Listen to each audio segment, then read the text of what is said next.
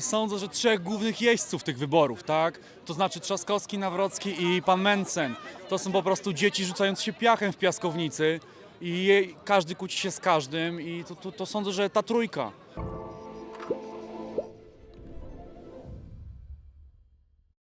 Cześć, jestem Ola i wraz ze Stowarzyszeniem Kontrasty będziemy pytać ludzi, kto z kandydatów na prezydenta najczęściej używa negatywnej kampanii. Zbadaliśmy to również sami. Link znajdziecie w opisie pod filmem. Ja bym chciała Wam zadać pytanie, kto według Was używa najczęściej negatywnej kampanii z kandydatów? Niestety wybory doszły do takiego stanu, że wszyscy szukają błędów i wad innego kandydata niż bardziej pokazują swoje plusy, więc no, to jest taka smutna rzecz, no i moim zdaniem mniej więcej wszyscy są porówno tutaj.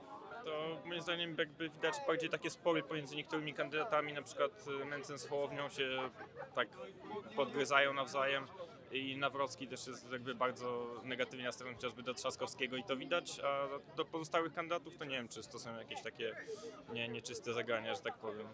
Według mnie tak samo wszyscy dopuszczają się właśnie takich zagrywek, ale tak na tyle nie śledzę tego, żeby jakieś dokładne przykłady podać.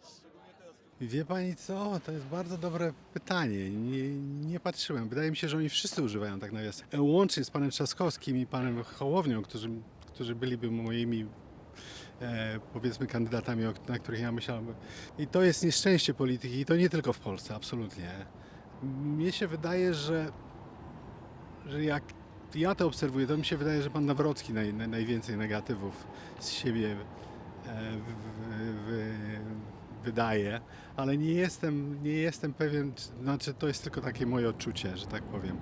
Wszyscy o nim mówią dużo negatywnych rzeczy o swoich przeciwnikach, zamiast pokazywać wyborcom, co by chcieli zrobić, to oni pokazują: ten facet, absolutnie na niego nie głosuj. To oczywiście jest stary tryk polityczny, wiadomo, że jest dużo łatwiej kogoś oczernić, niż zaprezentować coś pozytywnego.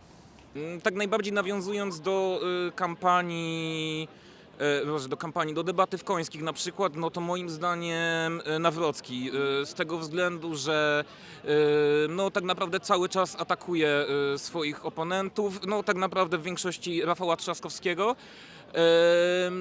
Akcja z flagą LGBT, co jak co, no ale była dosyć na niskim poziomie.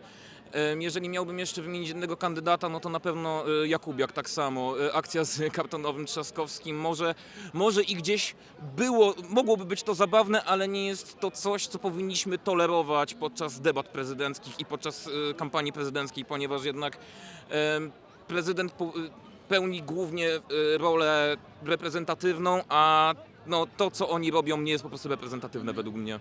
Pan Karol Nawrocki z każdą sytuacją, jaką się spotkałem, jeśli chodzi o negatywną kampanię, to był akurat połączony ten pan. Zawsze też tworzy sztuczne konflikty, bazuje na uprzedzeniach, również też na tym, aby skonfliktować kogoś. Dokładnie to jest ta osoba.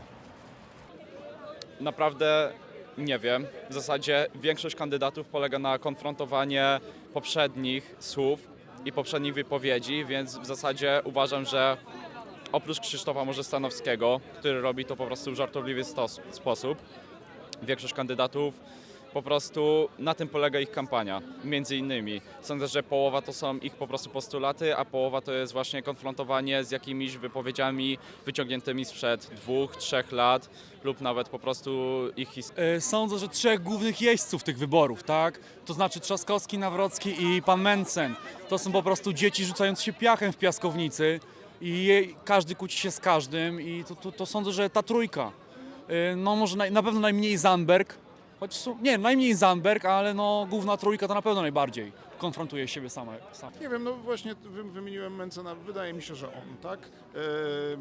Z tego, co mówię, mało oglądam, ale z tego, co do mnie się, że tak powiem, przedostaje, to zdecydowanie on i no nie podoba mi się to, tak?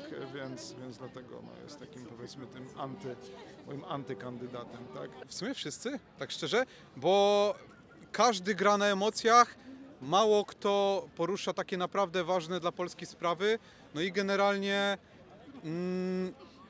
większość kandydatów bazuje na emocjach, co nie? Załóżmy, poruszane są tematy typu aborcja, typu wojna, jakieś no, tego typu. Oczywiście wojna jest zagrożeniem, ale no, na przykład aborcja, okej, to jest ważny temat, ale nie tak ważny w tym momencie, gdzie mamy problem z mieszkaniami i tak dalej.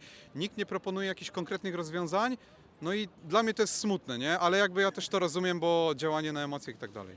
A kto najwięcej mówi negatywnie o innych kandydatach? Wiesz co, ja tak nie słucham rozmów z tymi kandydatami, ale mam wrażenie, że Trzaskowski jest najbardziej atakowany, a najmniej atakuje, ale też jakby rozumiem, czemu on jest atakowany, no bo jest jednak top 1 kandydatem, nie? Jakby ma największe szanse na wygranie wyborów.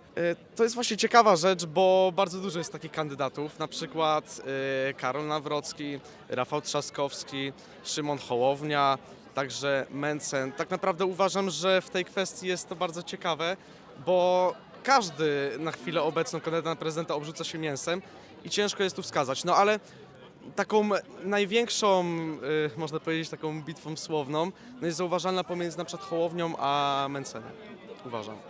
No i też pomiędzy Karolem Nawrockim a Rafałem Trzaskowskim. A kto według Was najczęściej stosuje kampanię negatywną w wyścigu prezydenckim? Przypominam, że możecie sprawdzić jak jest naprawdę, klikając w link w opisie filmu.